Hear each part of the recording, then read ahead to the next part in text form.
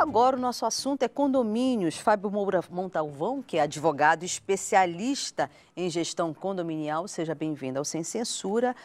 Ele vai falar sobre a importância do planejamento financeiro condominial. Afinal de contas, o que é isso, Fábio? Boa tarde, Vanessa. Boa tarde a todos. Planejamento condominial, ele perpassa por várias perspectivas. E você começa pela precificação, né, do condomínio, que é muito importante, que é justamente a taxa condominial que cada condomínio paga. A revisão dos contratos, né, a revisão dos contratos, daquelas despesas ordinárias. Sim. Que o condomínio, ele efetivamente ele tem aqueles encargos todo mês, além também aquelas despesas não previstas no condomínio, que são as famosas taxas extras, que vão gerar, na verdade, as taxas extras, né, que são, na verdade, odiadas por todos os condôminos. Então, esse planejamento, ele, na sua essência, ele vai sempre perpassar pela boa precificação que você vai chegar na taxa condominial. Então, essa precificação da taxa condominial, ela vai buscar o quê? As despesas ordinárias que o condomínio ele tem. E aí nós podemos falar das despesas com encargos trabalhistas, funcionários, né? manutenção de elevador, piscina, enfim, são as despesas ordinárias. Essas despesas ordinárias, elas vão precificar a taxa condominial. Mas não se pode esquecer, né, do índice de inadimplência, que ele tem que ser inserido também nessa precificação. Porque muitas das vezes o condomínio ele não soma essa taxa de inadimplência e acaba precificando errado. E aí, quando você vai ver no final do mês, o condomínio ele consegue receber as taxas condominiais, porém, ele não tem saldo no seu caixa para poder pagar suas despesas. Mas exatamente por isso, pela falta dessa taxa de inadimplência que não foi inserida na precificação, e você vai todo mês gerar um déficit no seu caixa, que vai justamente acarretar em vários problemas, na ausência de recursos para saldar as suas despesas ordinárias, né? Ressaltando que as despesas extraordinárias, né, elas devem também passar por um planejamento, né, para que possa justamente ser inserida nessa precificação. E tanto as despesas ordinárias como as despesas extraordinárias, elas todas devem ser submetidas à Assembleia Geral de Condôminos, seja Assembleia Extraordinária, seja Assembleia Ordinária, para que ela possa ter a sua validade, para que ela possa justamente ser cobrada de uma forma efetiva, né? A administração condominial ela não pode gerar despesas aos condôminos sem a sua devida aprovação, sob pena de nulidade. Sim. E o condômino, qualquer condômino, pode questionar esse aumento de despesa ou essa criação de despesa, caso ela não tenha perpassado pela Assembleia, seja ordinária, seja extraordinária, né? Então, é na Assembleia que se valida essa precificação, é na Assembleia que se vai realmente dar efetividade jurídica naquela cobrança.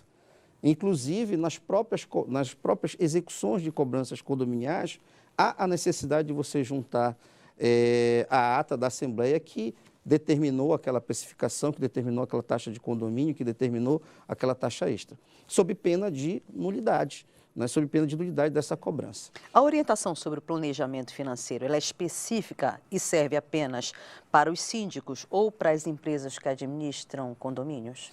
Ela serve para o conjunto, né? Hoje em dia, se faz os condomínios mais modernos, eles sempre buscam a consultoria dessas empresas de administração.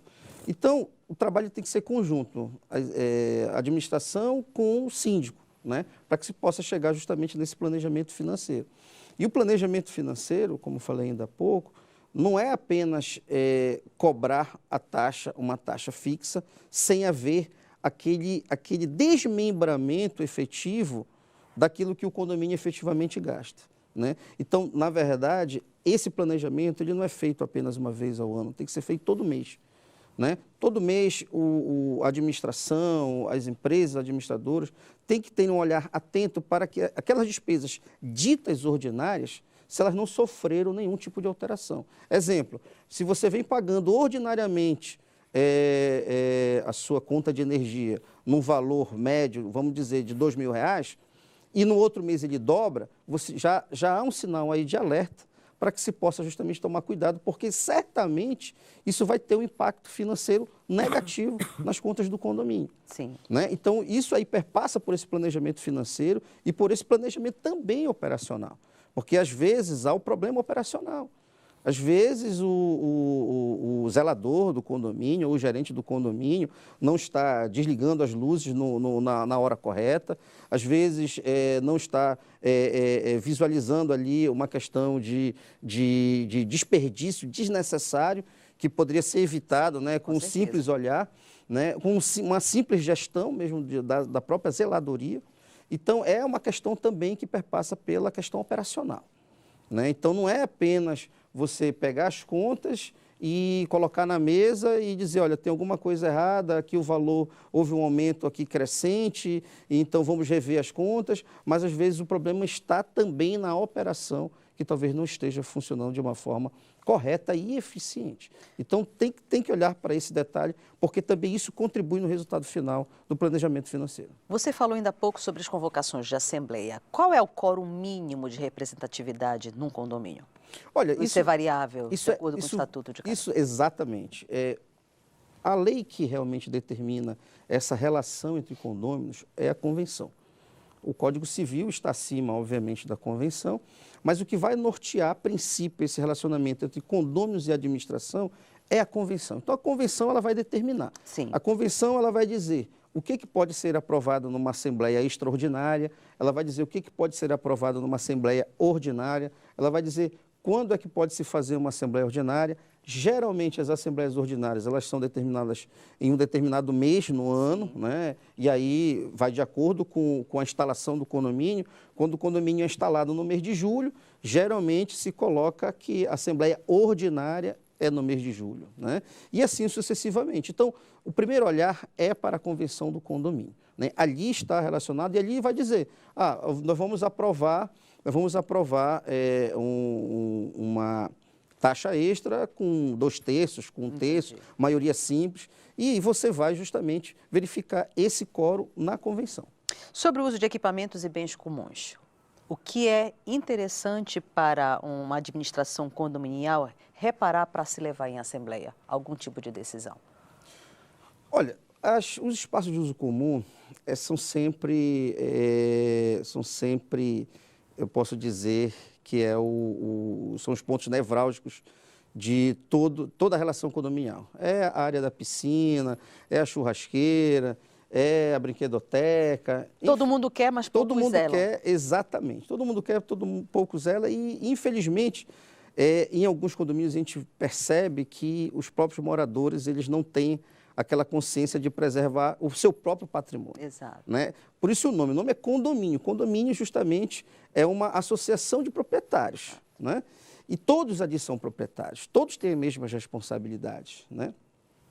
E é sempre bom o condômino analisar para que esses usos, né, desses espaços de uso comum, na própria convenção, ela vem trazendo os regimentos internos. Então, os regimentos internos, ele vem trazendo como você usar a piscina, a churrasqueira, as áreas realmente que são efetivamente de uso comum, eles sempre vêm tratados nos regimentos internos. E ali ele vai justamente destacar qual é o horário que você pode usar, até determinado horário que você pode usar a churrasqueira, o horário que você pode usar a piscina. Né? Então, nesses regimentos internos é que você vem justamente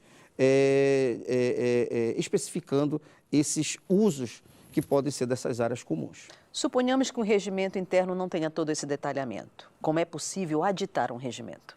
Aí você vai ter que chamar uma assembleia específica, né? Que, nesse ponto, o Código Civil ele determina que seja pelo menos de 2/3 a aprovação, né? Certo. Porque aí você vai modificar a convenção. Então, nesse ponto, o Código Civil ele vem e determina a regra que, para você modificar a convenção já instituída e aprovada, há a necessidade de ter pelo menos a aprovação da maioria de 2/3 dos condôminos. Então, tem que chamar uma assembleia específica para discutir essa normatização e aprovar qualquer tipo de modificação ou introdução. Né? Inclusive, ontem, por exemplo, eu estava numa assembleia de condomínio, né, que há no projeto, eles não têm ainda a academia, né? Mas no projeto de reforma eles já estão prevendo. Sim. E foi colocado já nessa alteração, eles estavam tratando justamente da alteração do condomínio, né, da alteração do estatuto, e já foi colocado exatamente essa normatização do uso da academia. Perfeito. Né? Então, mas para que isso tenha validade, eles vão precisar da aprovação da Assembleia de pelo menos 2/3 dos condôminos para ter validade. Temos participação, vamos lá. A Socorro Barros, ela quer saber quais os tipos de modelos de gestão de condomínio residencial.